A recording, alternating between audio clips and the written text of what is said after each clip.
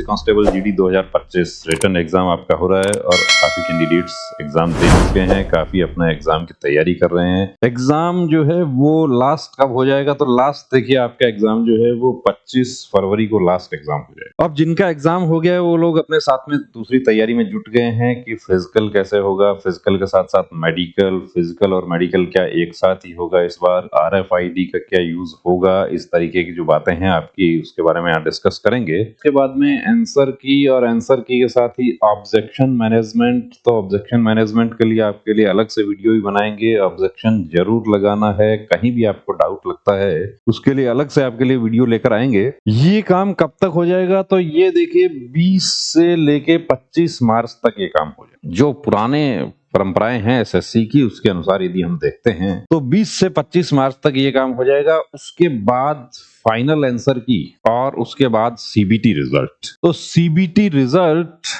ये माना जा रहा है कि फर्स्ट वीक ऑफ अप्रैल, क्योंकि देखिए एक साल के अंदर अंदर भर्ती प्रक्रिया पूरी करनी है और नवंबर दिसंबर तक आप लोगों को ज्वाइन करवाना है, यानी कि फाइनल रिजल्ट्स और ज्वाइन करवाना। क्योंकि अभी जो कैंडिडेट्स ज्वाइन किए हैं उनका जैसे ही पासिंग आउट परेड होता है उसके बाद लगभग 20-25 दिन का टाइम देकर नए रिक्रूट्स जो हैं उनको ज्वाइन करवा लिया जाए, ऐसी प्रोसेस चल रही है। तो इसके अकॉर्डिंग ये हम मानते हैं कि फर्स्ट वीक ऑफ अप्रैल या second week maximum result update हो जाए।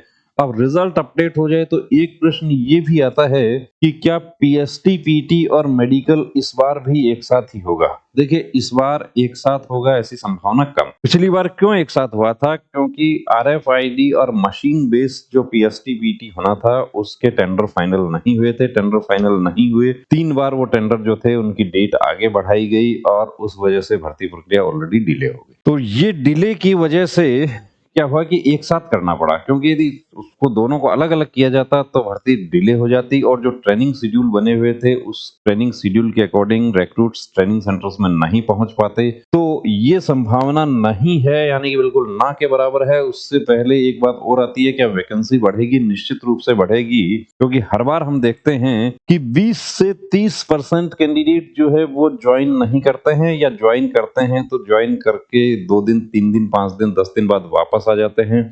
तो ये वैकेंसी कहाँ जाती है? 2023 वाली जो थी वो कब अब 2025 वाली में शामिल होगी, तो निश्चित रूप से वैकेंसी बढ़ेगी। कितनी बढ़ सकती है? 10,000 के आसपास, 10-12,000 वैकेंसीज निश्चित रूप से बढ़। तो ये हम तैयार रहे यहाँ पे, उसका फायदा आप लोगों का हो जाएगा। अब देखिए पीएसटी जो है वो 1:8 की एक वैकेंसी के लिए 8 कैंडिडेट को पास किया जाता है। मेडिकल एक वैकेंसी के लिए 2 को पास किया जाता है।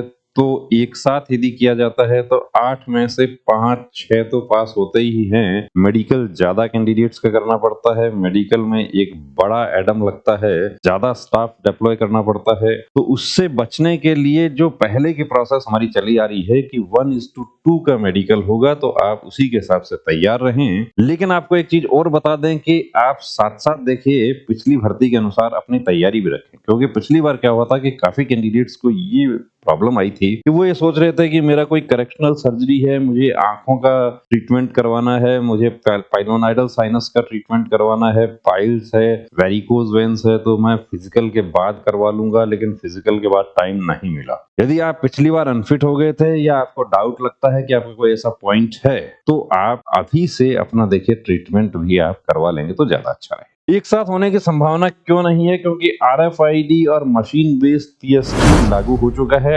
ITBP की अभी भर्ती चल रही है, उसमें वो सिस्टम लागू हो गया है, यानी कि सभी CETF में वो लागू होगा। तो SSC GD में भी RFID और मशीन बेस्ड पीएसटी लागू हो जाएगा। उसका देखिए फायदा भी है तो उसका नुकसान भी है कि उसमें जहां हाइट में आप अपील करते हैं तो उसमें फिर हाइट में अपील करने का आपको मौका नहीं मिलेगा, क्योंकि मशीन तो एक ही है। ITBP में अभी ऐसा हो रहा है कि हाइट में बाहर हो गए तो उसके बाद अपील करने का कोई मौका नहीं है। तो आपको डाउट लगता है कि मेरा हाइट थोड़ा कम है, उसके लिए आप अभी से एक्सरसाइज शुरू करें। कोई मेडिकल का पॉइंट है उसको अभी से आप ट्रीटमेंट लेकर जारी रखें। ट्रीटमेंट टाइम लगने वाला है तो आप टाइमली अपना ट्रीटमेंट करवा लें। आपको अपनी तैयारी अभी से रखनी है। मेडिकल में आपको लगता है कि कोई सर्जरी की जरूरत है या कोई आपको ट्रीटमेंट चाहिए, तो वो आप अभी से अपना ट्रीटमेंट लेकर अपना पूरी तैयारी रखें कि यदि पीएसटी पीटी के साथ में भी मेडिकल हो जाए तो भी आपकी तैयारी रहे। होने की संभावना कम है, लेकिन देखिए फोर्स लेवल पर कोई भरोसा नहीं है कि भर्ती प्रक्रिया जल्दी पूरी करने के लिए